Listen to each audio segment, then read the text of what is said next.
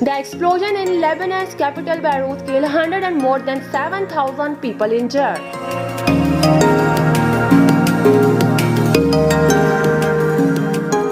Pakistani Prime Minister Imran Khan on Tuesday approved a new map that showed areas in the Himalaya Kashmir Valley to be a part of Pakistan.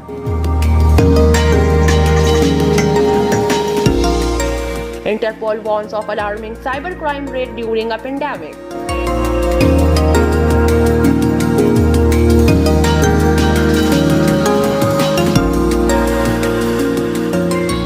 In Pakistan, 2,54,286 people have been recovered from coronavirus.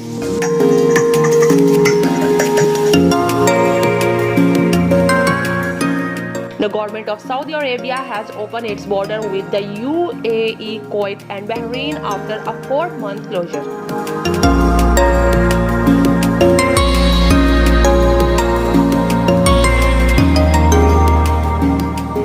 All the educational institutions in Pakistan would reopen from September 15.